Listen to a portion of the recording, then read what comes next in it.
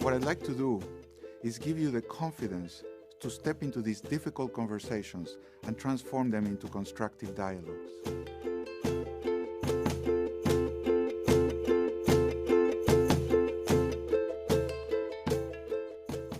You are worried about a conversation you need to have. I am concerned. I have a really high standard for our work, and I think the best thing I can do is tell people, this didn't go right, here's what I really want, and then when I deliver it, and I try to be objective, not you did this wrong, but this was wrong, then it upsets them. Sometimes they cry, and then I feel terrible. You want to get the result, but you also want them to feel good about themselves. Yes, and also say, I don't want to have this mistake happen again. Exactly. You also want to have a good relationship with this person, but if you say what you think, you're afraid you'll end up hurting her. So give me a name. Susie. Susie. So I'm Susie, and I want you to do something really hard. I want you to talk to me without any concern whatsoever for how I feel. Okay. So go ahead. The plan you gave me was totally incomplete, and then the people who are supposed to be executing it don't know what to do. So I have to step in and tell them what to do. Well, I'm sorry this didn't work. What would you like me to do now? What we need to do going forward is when I ask for a plan, I need to know what the specific steps are in advance, and that you're going to hit the milestones in advance, and that you're going to be responsible for communicating it to the team who's supposed to execute it. I hear you're worried about the future. Yes. That I may do this again.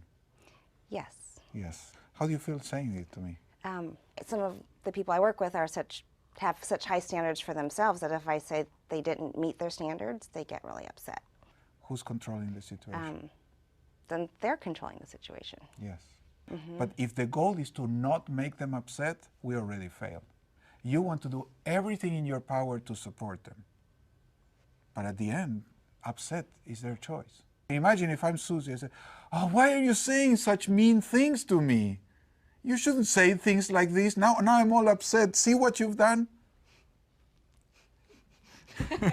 Sometimes it happens. Yes, and how do you feel when that happens? Darn, I wish we could have done it in a way that you could hear what I have to say without getting upset. Yes. Because I think we can work better together, and I don't want to just settle for you being less than you can be. Yes. I think I understand your perspective on this. So I'd like to trade places. Okay. Okay. So when you say it is like this, you're imposing your view on everybody else, and they're likely to respond with resistance. Much safer is to say, this is the way I see it. This is the way I think it is. This is the way I feel about it. That way you open room for them to have a different view and initiate a conversation with mutual respect. Susie, I called you because I feel disappointed about the way this project is going, and I wanted to have a conversation with you and understand what happened. Well, I don't have enough time to do everything, so I guess you just need to explain your goals better to me. Yeah, I realize you have a lot on your plate, and what I'm learning now is that you don't feel you have the resources to do everything that's on your plate. Is that fair? Yes.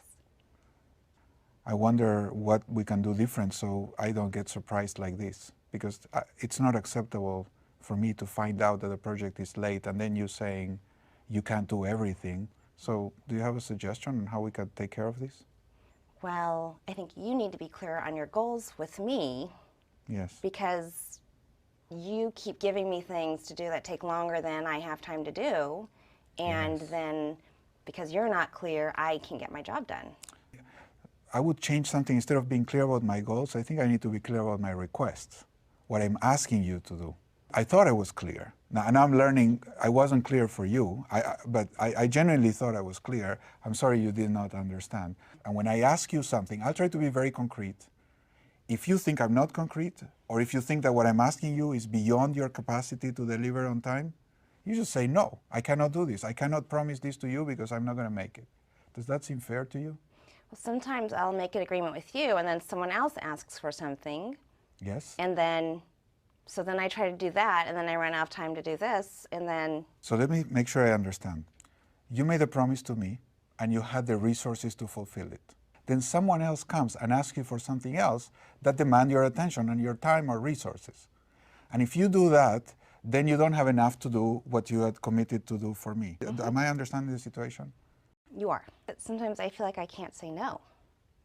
Well, but you are saying no to me because you're letting me down. If you can't say no to the other person, what are you saying to me? I understand that you're in a dilemma, but here's a suggestion. If you feel you cannot say no, then you need to renegotiate with me. That's what I'm asking you. You have to come back to me and say, that thing I promised, now I cannot do because I cannot say no to the other person. I cannot work with you without that promise that you will not let me down without telling me in advance. Does that seem fair to you? Are you saying you don't trust me? Absolutely. You betrayed my trust because you said you were going to do something and then you used your resources to do something else and you let me down. If you keep doing that, I can't work with you. So this is my boundary. Are you willing to work with me with integrity? If you promise something, you don't break your promise without letting me know. Okay. Okay, let's pause. How do you feel inside as Susie? Worried. But what do you think of me as a manager? You're very clear about where the boundary is. Does it seem fair to you? It does seem fair. You don't like it? I don't like it. Yeah. Well, I'll tell you a secret. As a manager, I'm not so worried about whether you like me. And I know this deep inside my heart. I want to be nice. I want to care for you.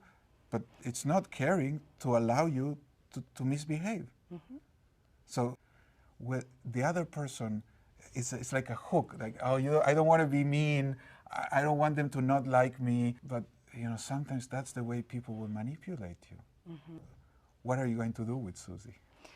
I'm going to trust that we've restored our trust and bring it up when or if there is a break and just address it at the times. Yes. So my last suggestion would be, instead of waiting for the break to happen, you can be proactive and bring it up when the relationship is good. Because in the middle of the break, there's anger. But right now, if the barrier is lower, if you just walk up to her and say, Susie, I've been thinking about this, and I realized, and there's something I did not tell you. And then you can bring this up and negotiate with her, but when the slate is clean, not when somebody has already broken the commitment. How does that sound to you? Good, because at some point, I do want to feel that we're on the same page. It is about us trusting each other on the agreements we've made and not so much about how we feel about that trust. Yes, very good. Well, thank you very much. You have a mission. You have some dear values you want to express in this world. And you will only be able to do this by engaging in these tough conversations. My hope is that with these skills, you will be able to step into them boldly and confidently.